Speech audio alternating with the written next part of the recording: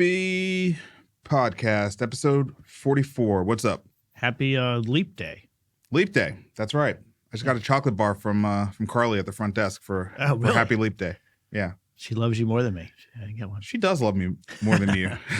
Most people for good do. reason. Most people do, yeah. Well, just Carly. I mean, she's awesome. So I got back from Charlotte, North Carolina last night, and had an awesome time with a subset of my group of Aspen Health Innovators Fellows, and also spent time at Atrium Health. So it's my first time finally on campus at Atrium. Atrium is an LP in Jumpstart Nova. And had an amazing time with my fellows, but being on Atrium's campus was really fantastic. We got to tour their mobile medicine center. They actually have the largest mobile medicine center in the country. And it's amazing. It's like a warehouse slash I don't know what that means really. So it's trucks like, and buses that go. Well, it's all the EMS. It's fleet, right? Yeah. And it's all the dispatch, and it's all of the home health, and it's the hospital at home. Yeah. And it's making sure people get fed. So it's like innovations on hospital at home, innovations on home health. And it's massive. It's a huge program and outfit. When we met the leadership team, it was like 10 of them. So it was pretty cool because it just, for me, demonstrated what happens when you get the right group of leaders and they get some leeway to actually, make things. Think about what you need to make it better. Right. Yeah. Right. Think about what you need to make it better, and then make it better for the patients, but also make it better for the business. Yeah.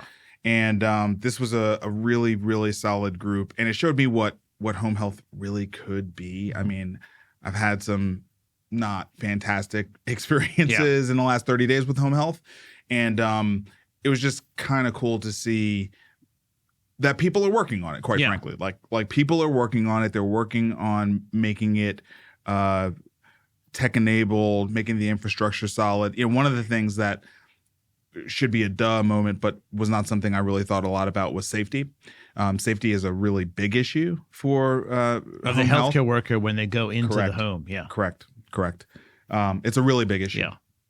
And so it was really helpful to sort of understand some of the different situations that have happened. Yeah, because sometimes they're by themselves. A lot of times they're by themselves. Yeah, quite often.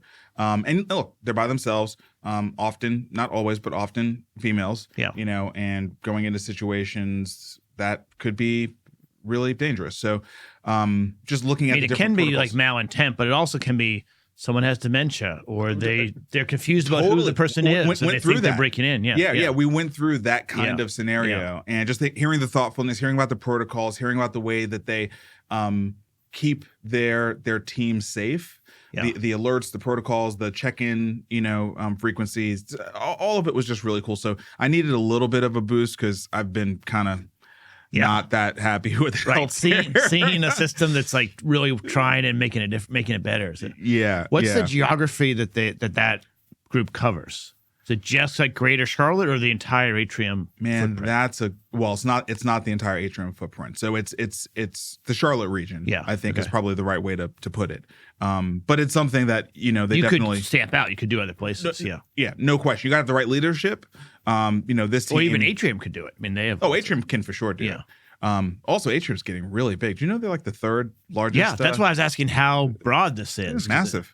Yeah, they're huge. So anyway, that was it was really inspiring. So thank you to Jen Sullivan, my dear friend, for hosting all of us and walking us around and leaving us a little bit more inspired than we were when we got there. Yeah. All right, with that, let's dig in.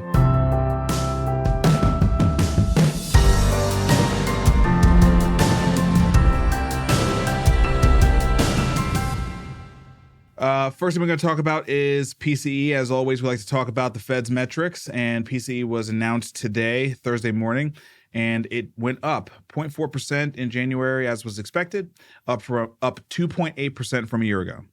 Yeah, I think you said it. Everyone was expecting 2.8 on an annual basis, and that's what it came in at.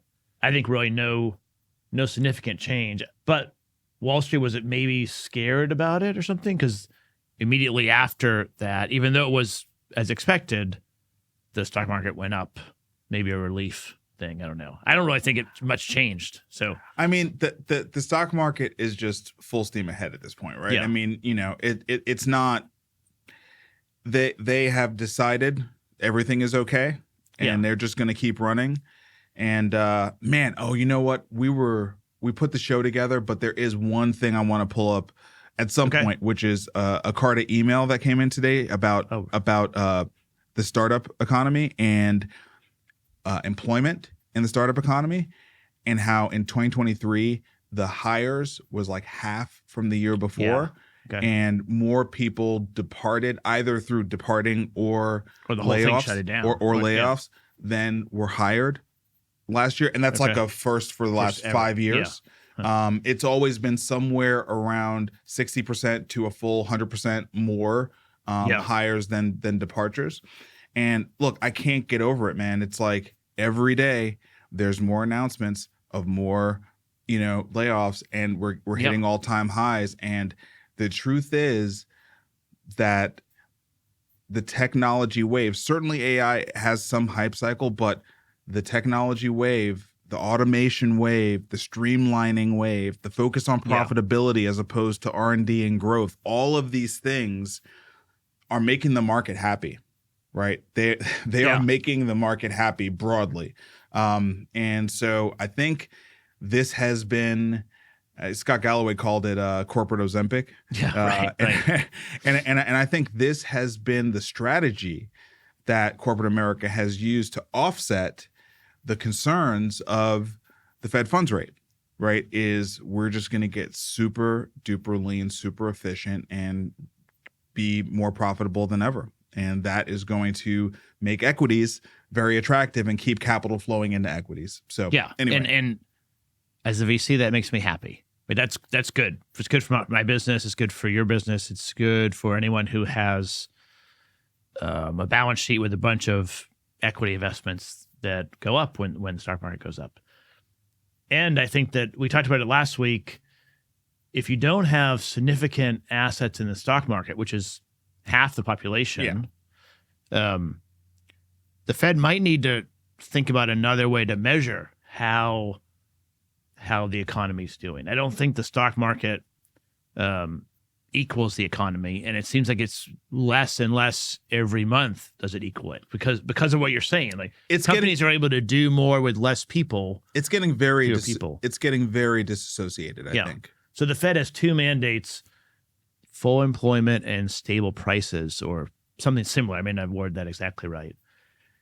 And they've been really focused on getting prices more stable. And they keep talking about the low unemployment rate, which is fair. That's maybe the best guy. But I get the sense that it's still, it's not equally distributed. We talk about the K-shaped economy and different things, like people that are at the top end, it's easier for them to leverage AI for themselves. Their stock portfolio is doing well. Their houses are going up in value. But if you're renting and working at a job that is, being maybe not totally removed by AI, but your negotiating power is being diminished. I think that's going to be a challenge over time. Yeah, and also I think that as PCE has gone up, I think the odds of the Fed doing a rate cut naturally go down, right? Doesn't mean that it's not going to happen this year, but you have to say that the odds go down that it's going to happen this year if inflation is going up, right? I've been saying that they're going to do one after the election. Like, late November, do one, something like that, but not really jump in front of the election either way, because it's just going to be very politically charged, obviously. Yeah. So I think from our perspective in the risk capital space, I think that means another hard year of capital allocation. That's my general sense of that.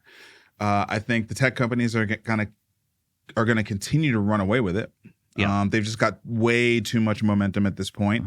The regulatory environment is so hemmed up. We're gonna talk about some of the stuff the FTC is working on, but there's nothing they're going to be able to do to stop the runaway train that is, big tech. And by the way, big tech is saving the pensions and the endowments, and so I think all the politicians who are bought by all of those folks are going to say, let it ride. And so, look, I mean, I think this is what a soft landing looks like. Yeah, right. I mean, 2.8 is pretty close to 3%. It's not 2%. It starts with a 2, though. But it's maybe moderately better than it was previously. It's sort of slowly coming down. Nothing has really broken, and there's no huge issues. And if something shows up in commercial real estate or wherever, the Fed can try to do something then. Still hasn't really happened, They don't need to proactively do anything. They can just wait. Yeah. Still hasn't happened. Right. All right. So we talked about the stock market. We've talked about the Dow and the S&P have had their all-time highs, and now the Nasdaq closes at record highs after the PCE announcement.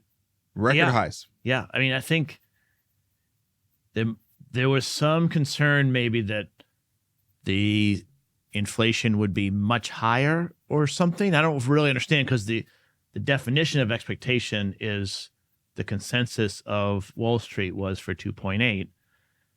And then when it comes out at exactly the expectation, it's hard for me to understand how that can drive the stock market up. But it did. So I think what the sense is that was reported. I mean, tech don't care, basically. Yeah. Yes. Right?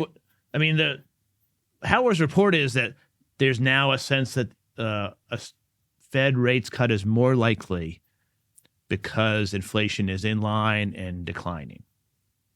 That was the story that seemed to be tied to the Nasdaq going up. Right. Yeah. Okay. I mean, I think it's probably that, but it's also tech don't care. Tech ran away with all-time highs before this announcement. Right. So I think it was mostly just like, we don't care. And the Nasdaq, I think, is an interesting one because we talk about the Magnificent Seven and the S&P 500 basically making up a little under 50%, but in the Nasdaq, it's like 60+%, right?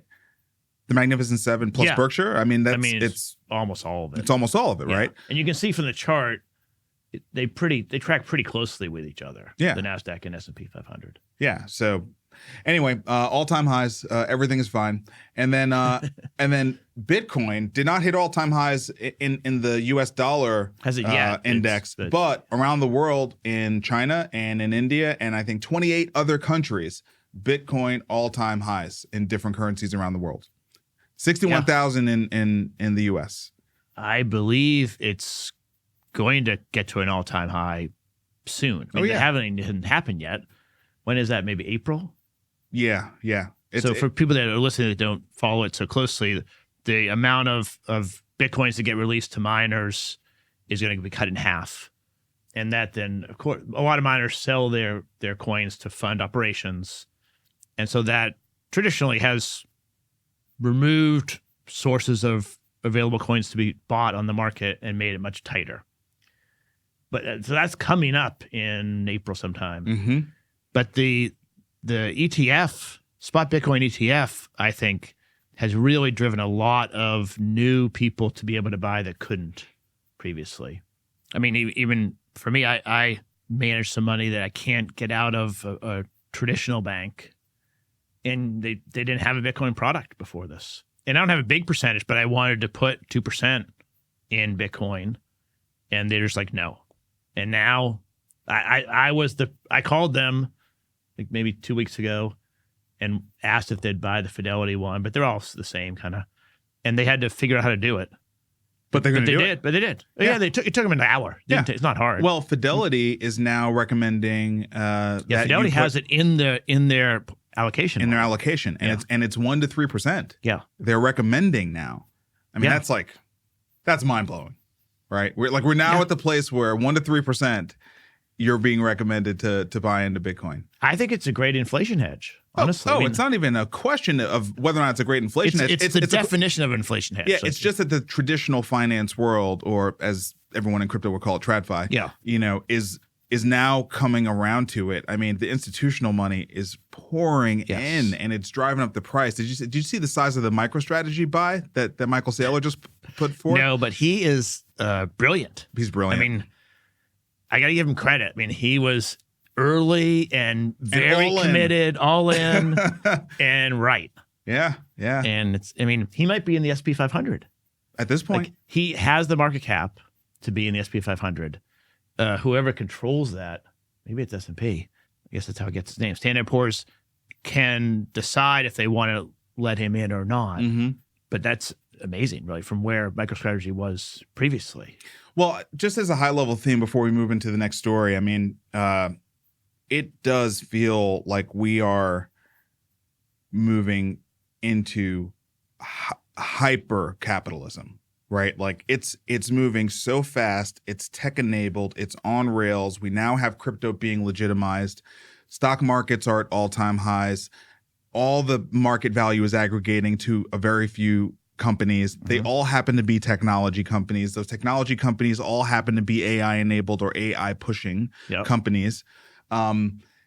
We're moving into an entirely new phase, new era that we haven't yet named. And people are talking about AI like it's a hype cycle. And I'm like, I don't think these layoffs are a hype cycle. I don't think that these all-time highs are a hype cycle. I don't think that crypto, hitting all-time highs is a hype cycle.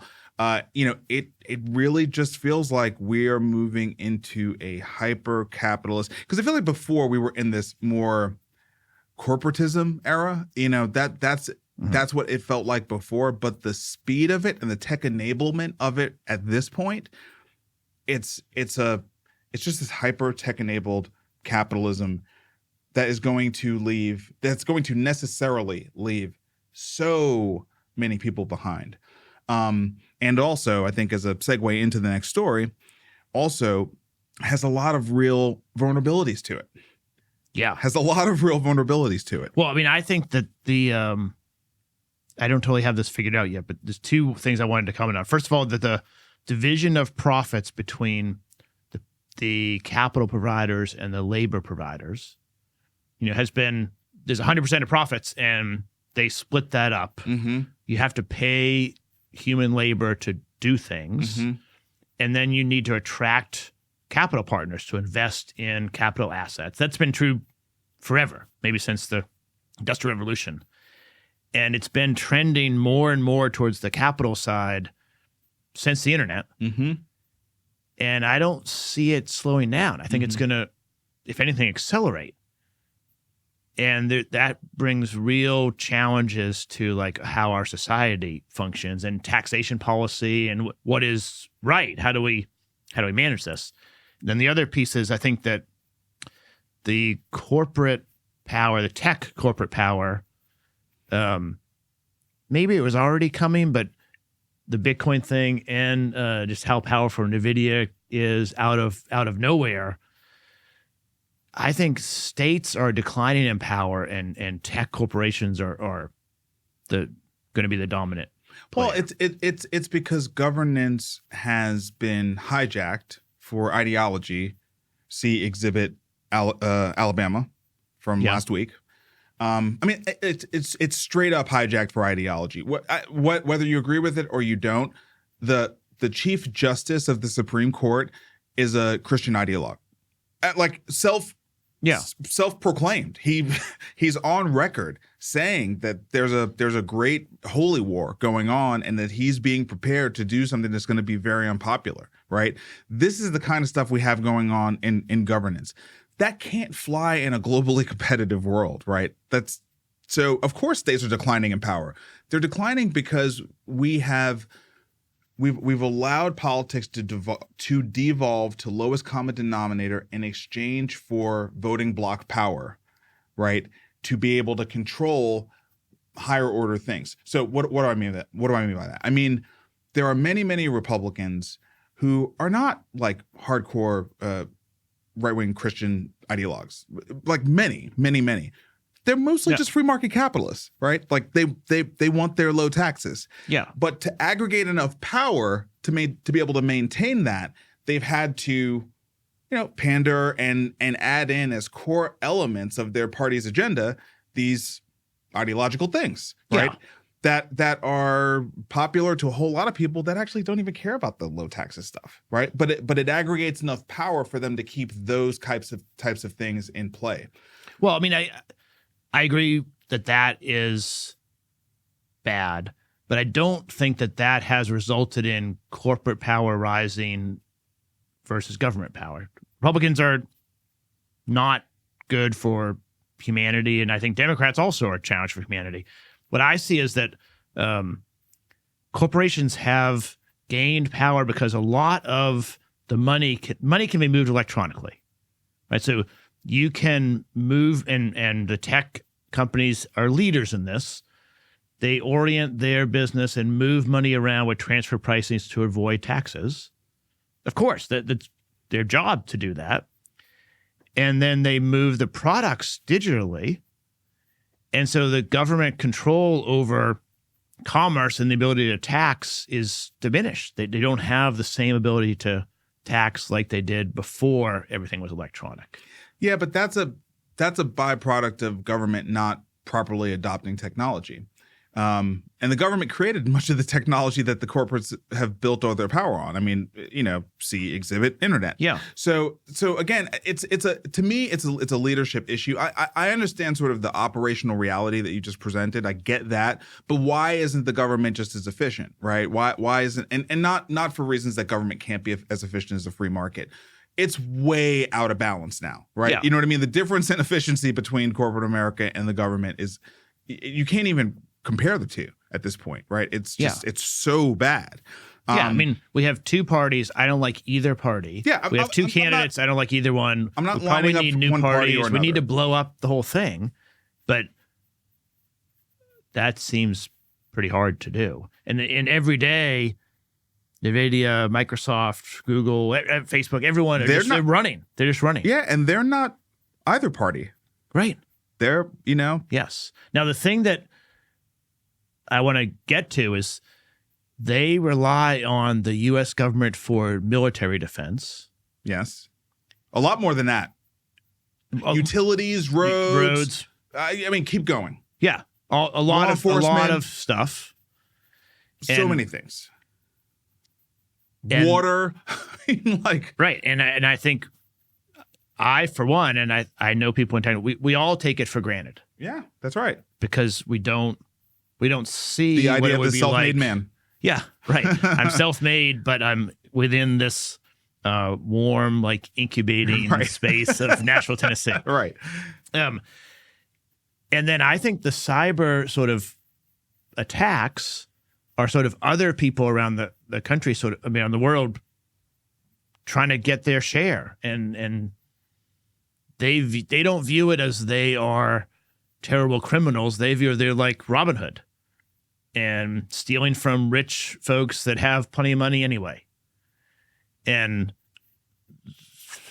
I don't know. I don't see that. That's another trend that I don't see going down. Well, it does have. I mean, look, Bitcoin as of yet has not been brought down by Bitcoin is a cybersecurity attack. Made me think about this whole. I mean, I think that's the point, right? I mean, that's why I think on this show you and I are going to start talking more regularly about. Yeah, I think we have to about blockchains. Right. Like we have to start talking about it because the next story is about Change Healthcare. And look, I mean, this is really close to home, right? Nashville company. It's hard to get more close to home for us than Change Healthcare. And an amazingly important part of the infrastructure of the United States healthcare system, okay? They were attacked. And we've been talking about attacks largely on hospitals. Yeah. But the Change Healthcare network has been attacked. It's still down. It's been down 8 or 9 days. And there's either they know what's going on and they're not saying anything, the Change Optum crew, or they don't know what's going on. Either way, it's pretty scary. It's super scary. And here's the thing I want to make sure we don't do. I don't want to pile on Change Healthcare any more than I want to pile on these hospitals. We need to make sure that people understand the impossibility of securing these systems. Yes. There's a reason why this is happening over and over and over again. these centralized networks that have all sorts of vectors of attack because they are open on the internet. They have corporate agents touching them from a million different endpoints. It's code that's been, written and cycled over decades at this point. Yes. You can't secure it with all of the security happening inside of one company. Like, something that important has to have the eyes of, quite frankly, the world on it to secure it well. It's almost impossible. It shouldn't be in that kind of it's honeypot. Almost it's a honeypot. It's almost impossible to expect that a group of the top security experts in the world from inside of an organization can stop cyber attacks from the rest of the world, right? If they want to get to it. It's kind of the old adage, like, if someone wants to get you, you're God. Right? You know what I mean? Like, if someone really wants to get you, you're God. I think the only answer is to make it less valuable to get the honey and more expensive to do it. Yeah, to distribute it and encrypt it, and it's not that useful, and then try to do what you can to make barriers. And you better believe 9 days in, they're having these conversations that change right now. Yes, you know what I mean? Like, they're saying they're round the clock, they're working, people are not getting any sleep. Right. It's mayhem, right, inside of the organization right now, trying to figure out how they're going to navigate this. But also the pre-post-mortem, there's like, we have got to break up our points of failure. We've got to break up our points of failure. I remember when AWS went down, and I don't know if it was a cyber attack or not, but I remember when AWS went down, it was the entire eastern region, and it was probably 2000, I don't know, maybe 11, because Moontoast had just moved to it, and it went down for like 48 to 72 hours. Damn thing took down the whole damn internet, man. Yeah. I mean, Twitter was down for like 3 days. So our clients were like, you guys are down. And we were like, Twitter's down. So they were like, okay. You know what I mean? But it's just like understanding these centralized corporate networks, these centralized corporate networks, they're going to go down. This is, Yeah. And the rumor, I think it's been confirmed by a few media sources, but I don't know if it's true or not. But it's a group called Black Cat. They've been fighting with the big guys for years, right? The FBI, CIA, someone in the UK had a big win with them in December. And I didn't follow it. I'd just been learning about it the last couple of days would change. And took down a bunch of their sites that they use to do pirating stuff and arrested a few people. And instead of most criminals sort of cower and run away, they threatened back to the FBI, like, okay, we're going to come get you and make you pay. And supposedly they've been attacking lots of places, and they're claiming credit for this. But their methodology is they pay people to pose as employees. Oh, okay. No, it's social engineering. Social engineering. They pay you to come as an employee or whatever. Maybe espionage. Yeah, it's espionage. Espionage. Or you meet one of the low help desk people at a bar and pick them up and sleep with them and steal their ID. I mean, how do you it's secure? Espionage. How do you secure against that? You can't. The number of employees that change. I don't know how many they have, but more than you can secure. It's such a sticky problem. It's such a sticky problem. And as we get more tech enabled and more dependent on these corporate networks, and this is why this ties into this hyper-capitalism thing I'm talking about, right? It's like, as stock market's going up, it's consolidating into fewer companies. These companies are all these centralized corporate networks. They have all of our data. They control everything. It's like there is a massive vulnerability in that.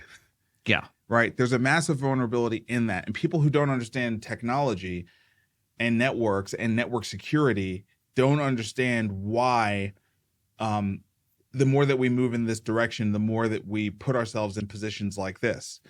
So it's having an impact now. Yeah. So you found this this tweet at JM Lineberger. He has this nice little infographic here that says the Change Healthcare cyber attack means no electronic claims processed since 2024. Every day the outage continues means a larger cash flow impact downstream in days, weeks. How are providers preparing? Yeah. We've already had conversations inside of some of our portfolio companies who file claims. Who we've talked about the fact that those claims are going to be delayed. Okay, we've had those conversations, and we're running small companies. Right. We're not running like huge companies, right? But this is the dependence that we have, right? This is the dependence that we have. And the scale. I mean, not everyone's watching it, so let's just read through some of the. 1 million physicians, 700 laboratories, 6,000 hospitals and health systems, 1 in 4 U.S. patient records, 125,000 dentists, 39,000 pharmacies, 2,400 payer connections, 15 billion healthcare transactions, 1.5 trillion in healthcare claims, all 50 states and 90% of the counties in the United States. Yeah, so you rattle through all of those. Let's just pick one. 6,000 health systems. How many are there? 6,000. 6,000. It's all of them. maybe there's one that's not in there, but it's all the health systems. It's a really important infrastructure asset for the entire healthcare system. Hackers have successfully taken it down for 9 days. And that's scary to me. And I don't blame anyone at Change Healthcare. I don't mean to do that. Just I'm saying, like, the repercussions are significant. They are significant. And change the name of the company, they were going to happen. It's the centralized nature of what this means, right? Yeah, the bigger you are, the more you have a target on your back. You're a massive target. Right. It just is what it is, right? Yeah. And then you pointed out this letter from the American Healthcare Association and the National Center for Assisted Living, writing a letter to HHS. Yeah, today. Basically saying, hey, the payment delays we're getting, they're already on thin margins, right? Yeah. The payment delays we're getting, you're going to have to backstop us, And look, are they wrong? Are they wrong because the government has enabled a for-profit healthcare industry to rely on a corporation in what easily amounts to a utility, to not go to the government and say, hey, like, we're not going to be able to care for U.S. citizens. You need to you need to float this, until you get it fixed. You need to float this. Are they wrong? No, I think they're not wrong. I think we have to support. I mean, it's 1,400 LTACs and post-acute facilities. I don't know how many there are, but that's a lot. That's a significant percentage in this trade group. And they quote the Medicare Financial Management Manual, Chapter 3, Section 150. I don't have that memorized. But they're claiming that this is a situation that is referred to in that manual as basically a national emergency, and HHS has to help them. Advance payments. Yeah. And the money is, depending on what the cyber attack is, the money should be there. Change typically is the rails that it runs over. So they can't get the money to the right place. Yeah, the claims aren't processing. But HHS should help them. Just like the Federal Reserve would step in and help some bank that needed a 30-day temporary amount with a cyber attack or anything else, the federal government has to step in, and because there's a lot of people that aren't going to get paid. And there's patients, I mean, long-term acute care, and it might be too personal for you, but there's patients there that need to be cared for. The nurses just can't walk away. No. And they're not. And here's the deal. And they're not. Yes, they're not walking away. This is why these organizations are saying we need payments now, because we are continuing to deliver care they have to. Without payment at this moment. Right. And not because the payers don't want to pay, by the way. Right. Yes. This is not a payer provider. There's no question about whether it's being done or not. That's right. Yeah. This is not a payer provider issue. Yeah. This is a technology rails issue. Yes. Right. So just honestly, just a really sad situation. Sad for the people at Change Healthcare. Good people doing important work, being attacked at basically as a proxy for our nation state. Yes. I mean, that's what's going on. Black Hat is mad at the FBI. Yeah. And the FBI is doing it. I mean, they're pursuing criminals. That's what they're supposed to do. That's what they're going to do. But yeah, Change Healthcare was not engaged at all, except they're a huge target. Yeah. And it's sad. It's also scary because a month ago, I didn't realize that we had this fragility. It's what it is. Where we are fragile because we have too few processing groups. Yeah. Okay. And then kind of continuing on with our FTC it was a hard stuff. week for Yeah. UHG. Yeah. Continuing I think on. this is unrelated, but it happened the same week. It's unrelated. It's unrelated, and not only is it unrelated, you could have waited a week or something. Yes, like right. kind of wait till we Right. get to the other side of this. But the FTC has their agenda, so they are scrutinizing UHG. This is not the first time. Now, is it FTC or DOJ? I think it's DOJ. Is it DOJ? Okay, so the DOJ is scrutinizing UHG for antitrust practices. Obviously, United Health Group acquired Change Healthcare, so this falls into sort of a tough week for United.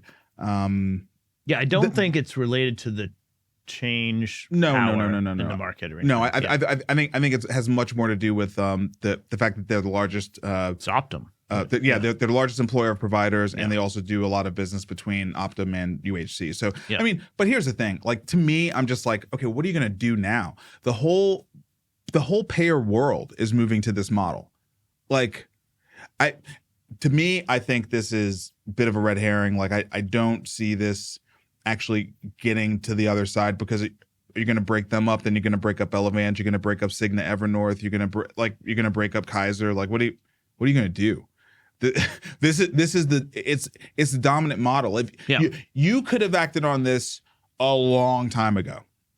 Like, if you didn't like this, what was building here, waiting until 2024 doesn't make a whole lot of sense to me. So anyway. Yeah, it's interesting. So I was at ViVE, just networking around, and met a guy who had been at UHG when they created Optum, and he's in his third job now. But because of all this, I was just like much more curious than maybe I would have been chatting with him at lunch.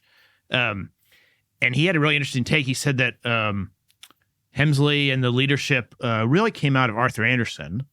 And so they were accounting, finance people, whereas all the other, so this is like in 2000, 2002, somewhere in there. Yeah, because it was the early 2000s when they where all the other payers were led by physicians or healthcare. Now this is third part. Okay, third yeah. hand, but Keep going. Keep going. So they started really thinking about how we have all this overhead, purely from an accounting point of view. How can we try to not have to have so much of our margin sucked up into overhead? And pre-Obamacare, because I was asking about like Obamacare, like the way I thought about it, Obamacare fixed the MLR, fixed the gross margin basically. And in response, Optum was created to have a place where they could grow more profitably. Yeah, right. And he corrected me. He said, no, that's not right. We created it before that as a way to offload some of our overhead to other payers. And so they started their different pieces, like the technology services and they didn't have Change Healthcare, but their early like payment processing, selling kind of shared services to other payers. Yep. Okay. Called Optum.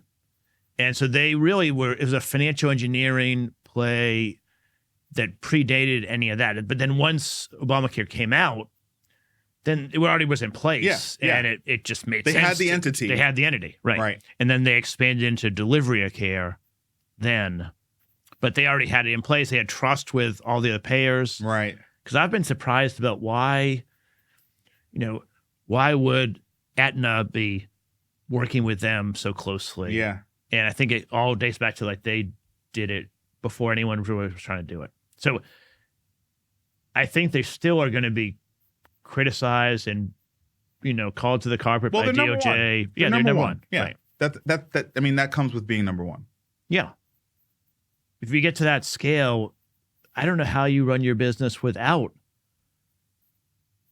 making various healthcare providers upset. I mean, they have direct competitors. They're on both sides. You can't. But they run it really well. The patients are happy. Yeah, I mean, and look at the financial performance. I mean, like that's the real thing, right? I mean, like, yes, they've got both sides of the ledger kind of going. They've been growing it for 20 plus years at this point, but the results. It's just like, the results might argue the DOJ side, though.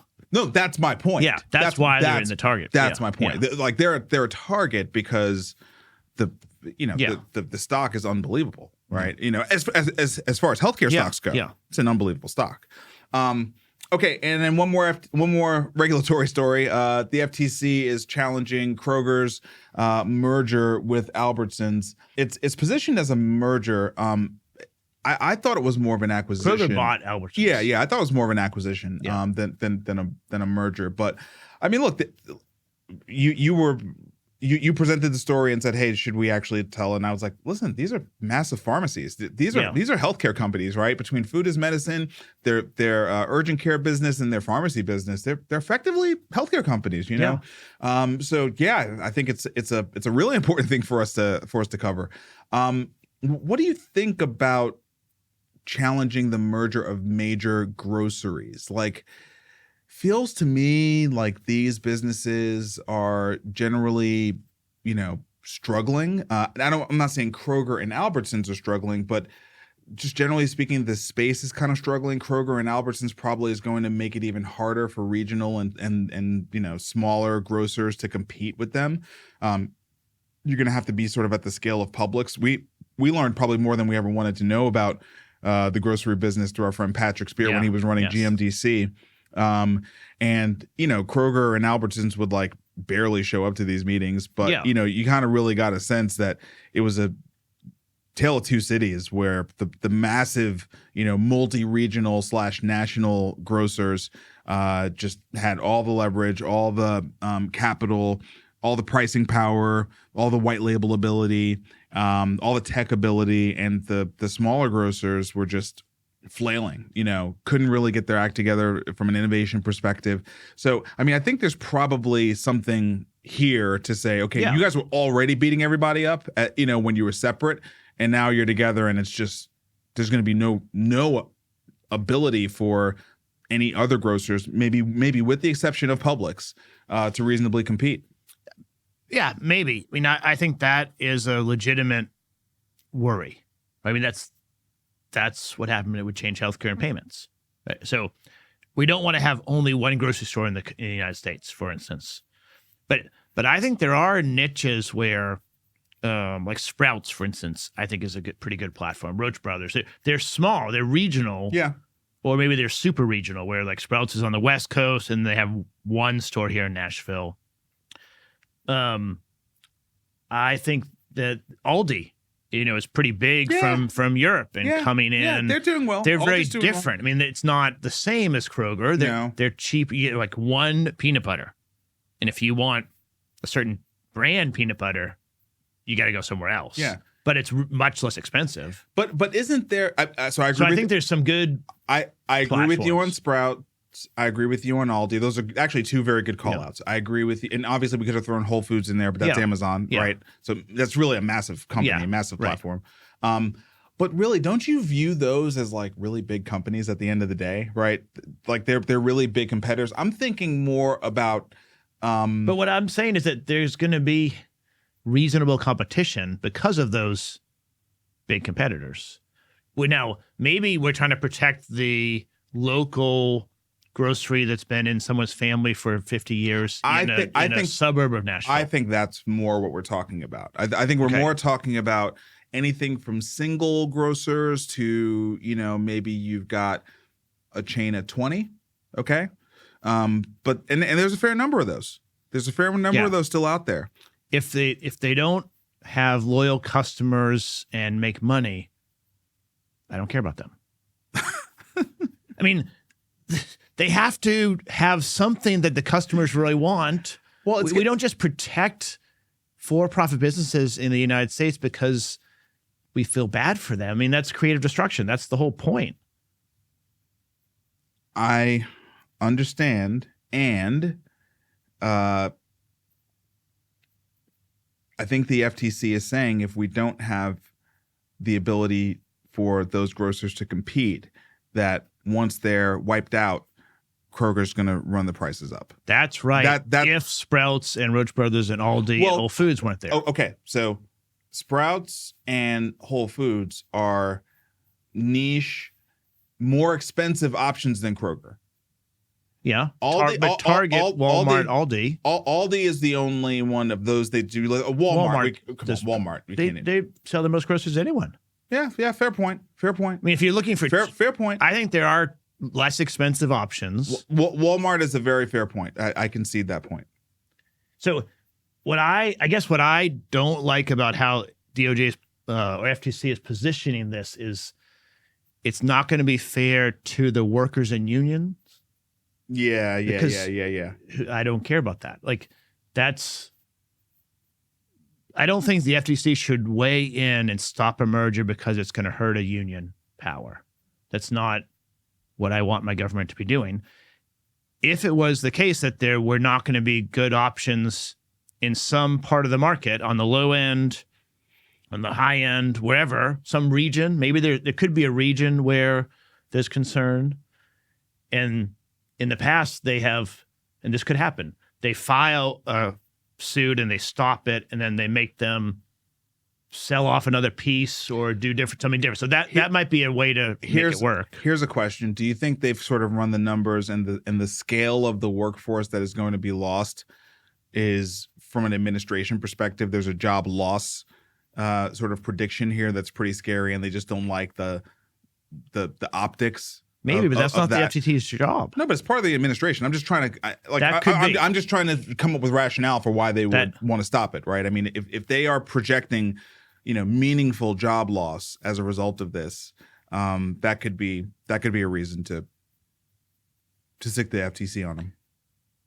Yeah, I mean, it could be the union donates a lot of money.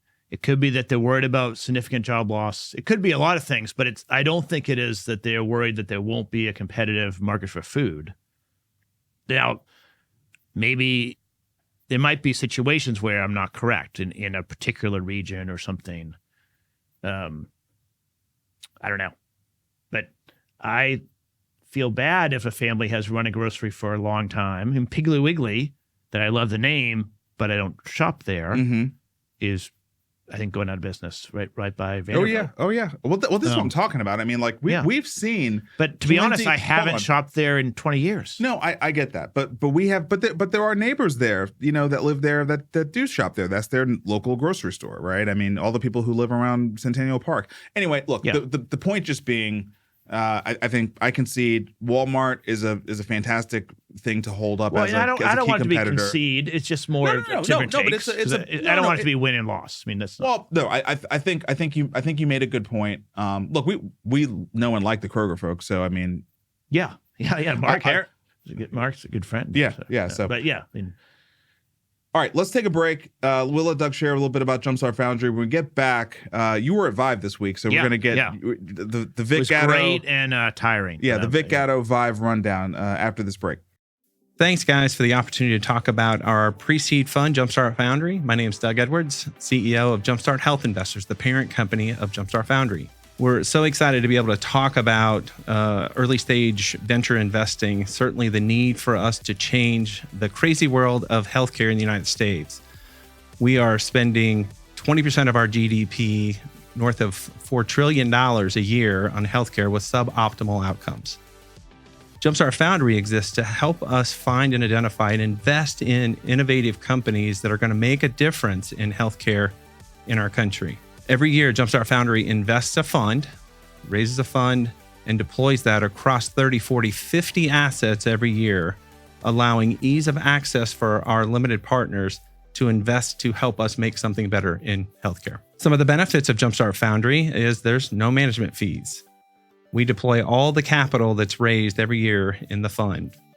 We find the best and brightest, typically around single-digit percentage of companies that apply for funding from Jumpstart, and we invest in the most incredible, robust, innovative solutions and founders in the United States. Over the last 9 years, Jumpstart Foundry has invested in nearly 200 early-stage, pre-seed stage companies in the country Through those most innovative solutions that Jumpstart Foundry invests in, we also provide great returns and a great experience for our limited partners.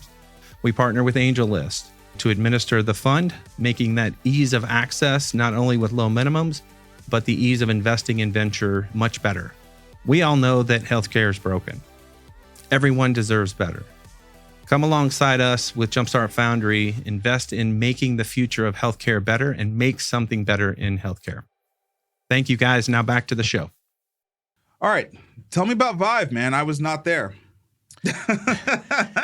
I'm kind of glad I wasn't there. I got to say, man, I'm not in the conference mood at the moment. I mean, I tell you, I got there Sunday afternoon, and Sunday night and Monday, I was super energized and loved it. Met a bunch of people. I saw, I don't know what, like 15 different talks. There's a lot of cool stuff, a lot of exciting stories, a lot of narrative. It's like a carnival, right? I mean, we've run these events. And we've been to ViVE and Health, and there's a lot of energy. They intentionally make it energetic. And so it's great. And then I went to a Nova party. Yeah, so you threw a party. Well, Catherine took care of it. Jumpstart Nova and Wavemaker 360 Health. I think that's how you say it. Or maybe Wavemaker Health. Did you enjoy it? Was it a good party? Yeah.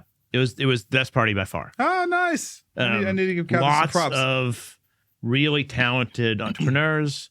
Several Jumpstart former entrepreneurs were there. Some current portfolio companies were there. It's good. And then Tuesday was pretty good. But by Wednesday, I was like fried.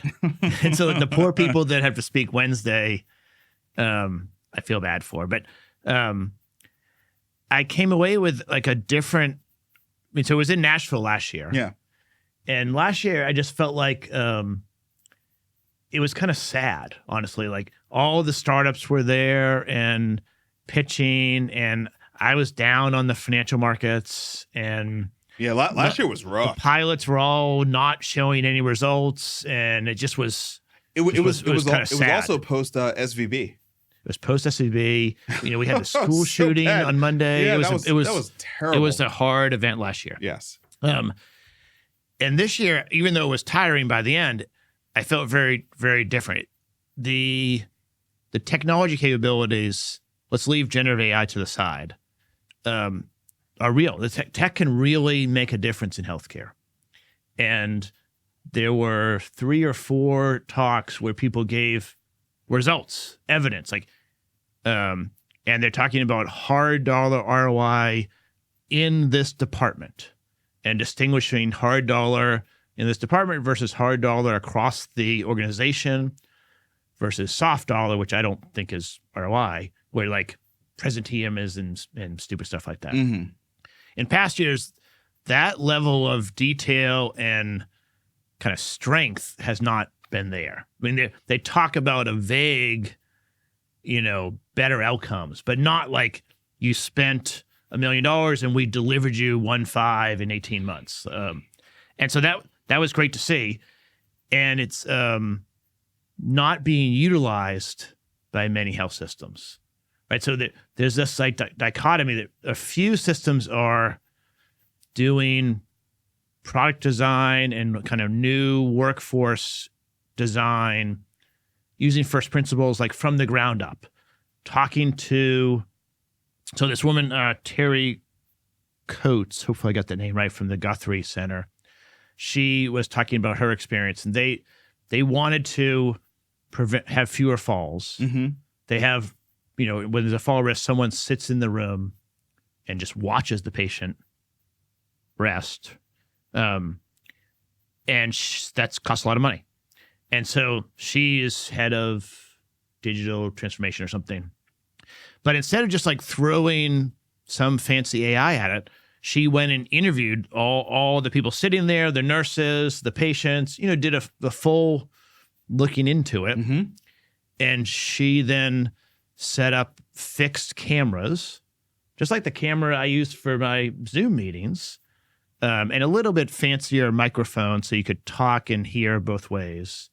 But it's not cutting edge tech. I mean, it's 20-year-old tech. Right.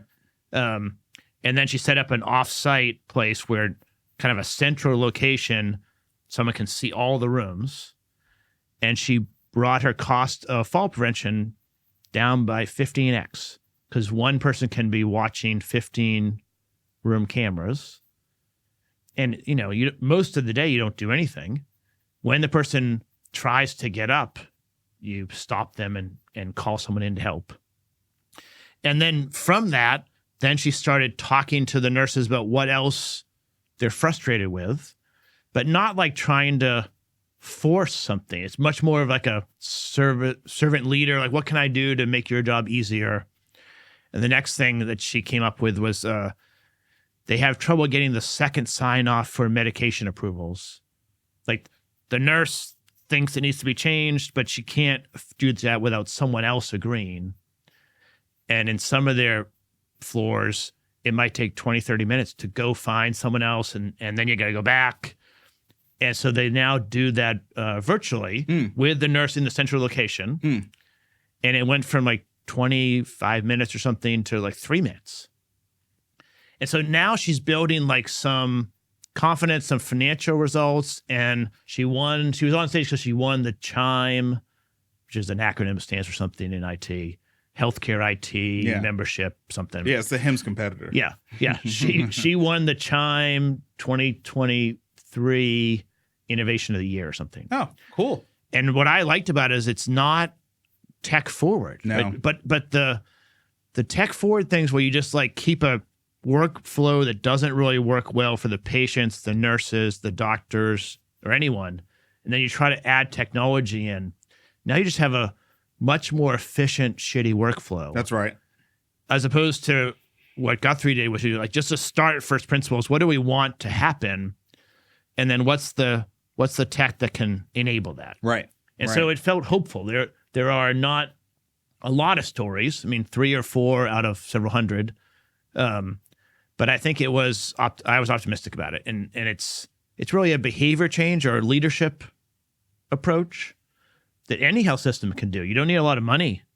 Guthrie's not that big. They didn't put a lot of money in it. Right. It's just more of like a mindset and a willingness to say, okay, the way that we delivered care in 1980, maybe let's relook at that. Right. And it doesn't mean it was bad in 1980, but it's 40 years later, 50 years later.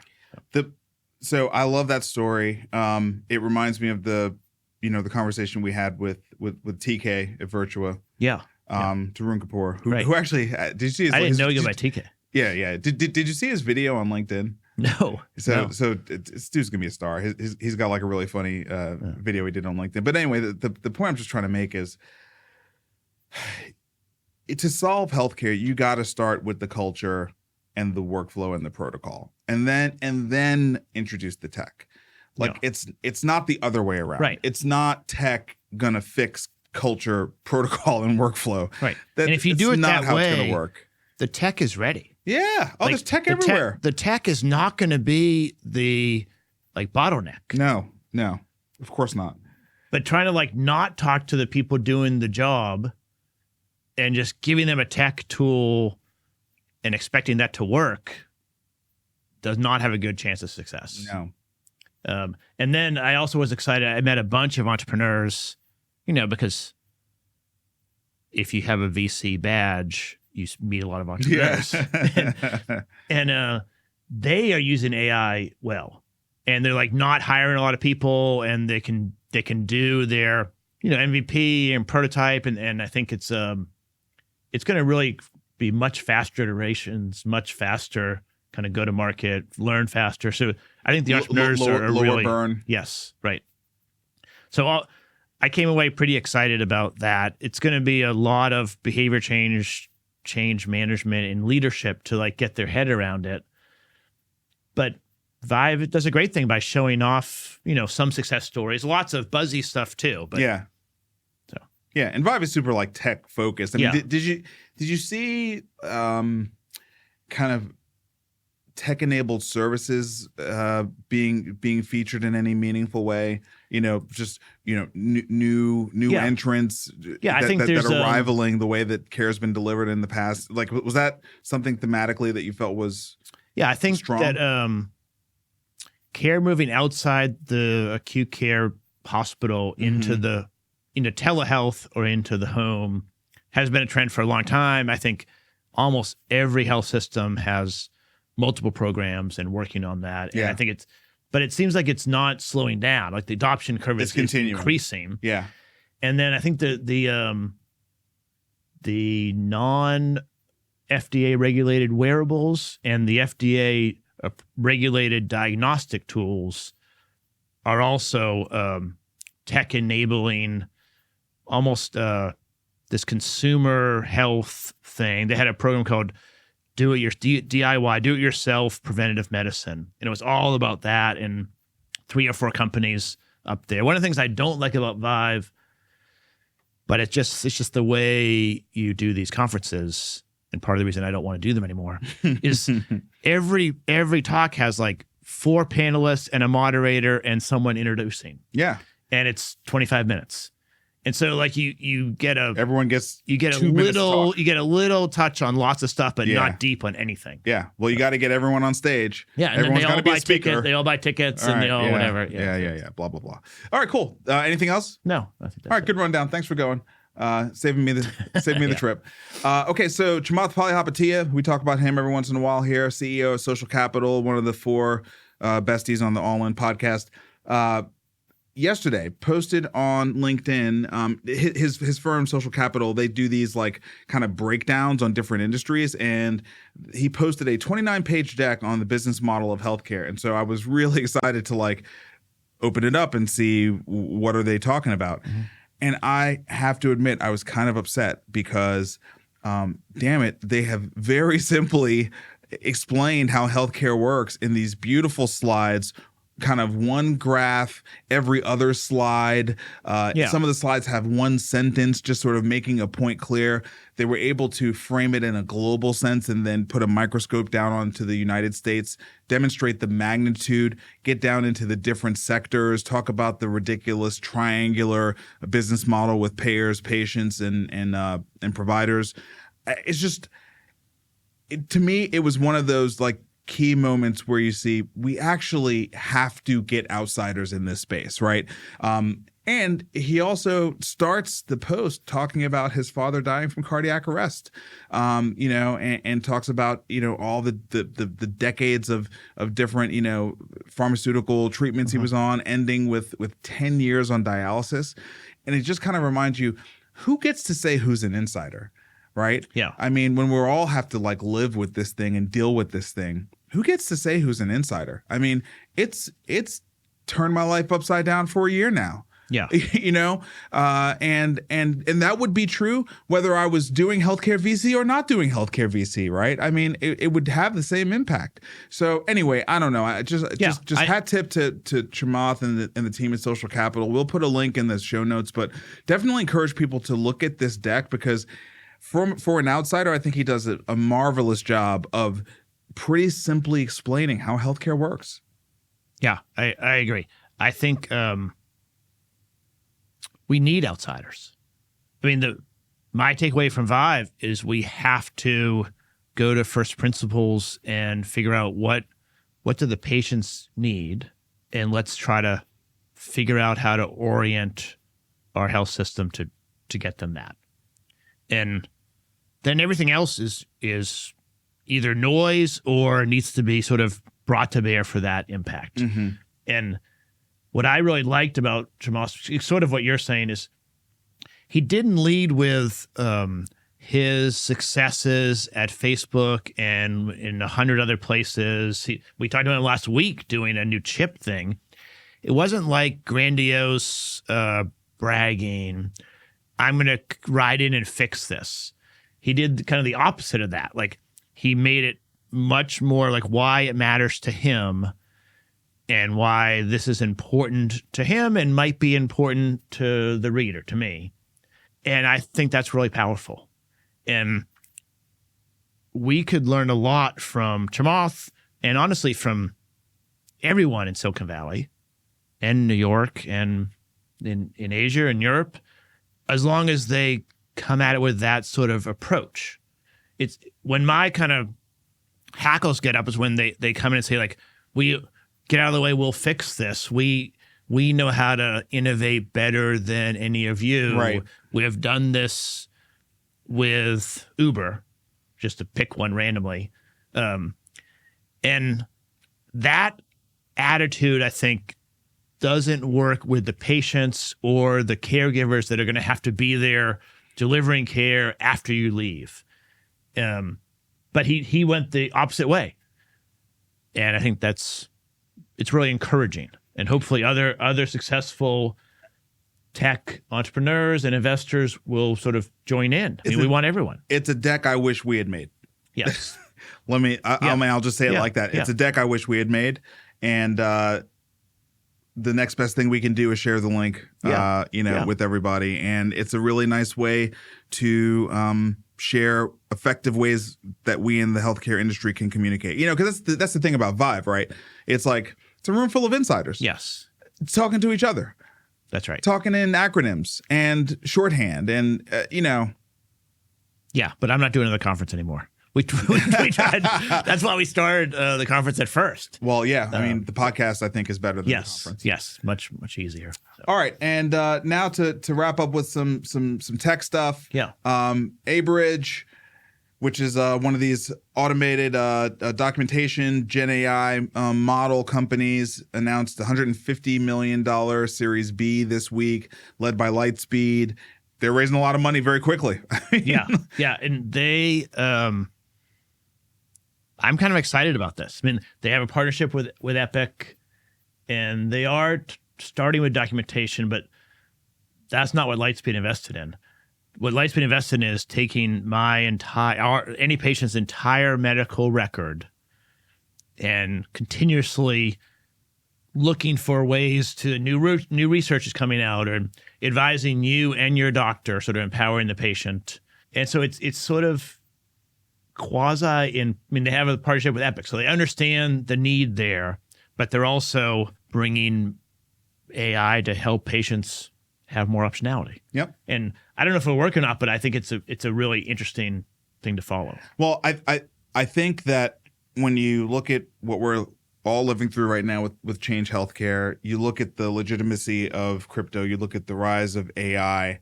I realize it's still likely a little ways off, but it also feels like we've never been so close to actually having sovereignty over our data and having the ability to, leverage the collective intelligence via Gen AI models on our own data and be able to, opt into different clinical trials or different research projects. It seems like we are getting there and certainly getting pretty close. And I think that's going to be a really important debate over the next 5 or 10 years. Is like, do I want my doctor to use AI to give me the best care possible? Or do I want to use AI and work with multiple doctors to get the best care possible? Yeah. Well, you're not going to be able to know. Well, I think there's going to be a sort of legal limitation from a doctor shopping perspective, right? But meaning like, hey, my AI told me I need this med. Are you going to give me this med? Okay, I'm going to go to another doc to try to get this med. Like, I think that's going to be kind of a problem, and you're not going to be able to really do that. And you won't be very healthy doing that. No, I don't think that's going to work. But I think working with a doctor or maybe multiple doctors in sort of a collaborative research model around your data is interesting, right? And sort of looking at how you might experiment with different fitness or nutrition protocols, or even pharmacological ones that they actually approve, that are evidence-based, right? Could be really interesting, Yeah, the question is, how far will the empowerment of the patient go? Right? So before the internet, you walked in and usually the man in the white coat told you what to do. And then Dr. Google now gives people a lot of insight. Yeah. And I think they're more informed patients. It's kind of a hassle to doctors a little bit. But net, I think it's better. It's better healthcare broadly. Yeah, and you're sort of circling around something that I think we are going to start talking about more on the show, which is the longevity movement. Yeah. You know, which I think is getting more and more real by the day, right? There's a guy named Brian Johnson that, if the listeners haven't heard of him, his movement is called "Don't Die," and he's making the point that we are entering an era, sort of at the dawn of the age of AI, where we are going to have so many breakthroughs that the fundamental foundation of knowledge as we understand it today is going to be sort of obliterated, and we really don't know anything, right? And so his whole model is don't die, and just so you know, like he's a pretty rich guy. He created, I think it was Braintree, the payments company, right. And sold that for $800 million. And so he's then taken like the last 2 or so years and just plumbed a ton of money into making himself a human experiment, driving all of his biomarkers down to like 18-year-old status, and he's in his 40s, maybe late 40s, I think. And he's basically tested and tried out a million different things, and he's finding a bunch of hacks. Now, obviously, you know, how scalable is that to the average person? You know, look, I mean, maybe not that scalable. However, we are at the beginning of some massive breakthroughs, and they're going to kind of fundamentally change things that we thought we were destined to die from. And this is not the first time in the history of medicine that this has happened, right? I mean, you know, we've had these major breakthroughs. Penicillin, you know, we've had these major breakthroughs in the past where we create something and it fundamentally changes life expectancy. So I do think that we are headed into that era. And you found this, our final story, which is a up note to end our podcast on. I mean, I am hopeful that we will cure cancer in the next 10 years. That's one of the places where I think this research, not just AI, but CAR-T and all kinds of research. Combining AI all with biotech. I think cancer is not one thing. I think it's a set of symptoms caused by a variety of things, maybe. But the story today is that AI now has recognized there are 2 different variants, maybe, I don't know what the right word is, of prostate cancer. So there's not just prostate cancer, there's 2 different types, and they have different pathways, and they behave and grow differently. And they now are publishing this and then starting to look at how can we attack and treat prostate cancer, and it's very likely going to be different for the different types. We've known for a long time that some tumors you can take, I think breast cancer, you can take the tumor and get the genetic makeup of the cancer and then kind of titrate different chemotherapy to it. But this is the first time I've seen an entire class that has 2 big ones. So anyway, it's just interesting and sort of on that same thread that hopefully we'll start to check off more and more ways you die, and then eventually maybe you don't die. Amazing world we're in. Yeah. We will be coming to you on episode 40,003 at once a week. And you did bring us back an interview from ViVE too, right? Yes. I have a great interview. Dr. Medell Briggs-Hawthorne talks about health equity. Okay. She leads that for UCLA, and incredible. And so we will package that up. I learned a ton. She's really a great person and helped me kind of understand it, but it was really, really insightful. She's great. So next week, we're going to put out 2 episodes on health equity. Jay Bott from Deloitte, that episode you just recorded, and then we'll be back with our episode next week. Yeah, it'll be good to have the 2 different perspectives. Yeah, awesome. All right, until next week.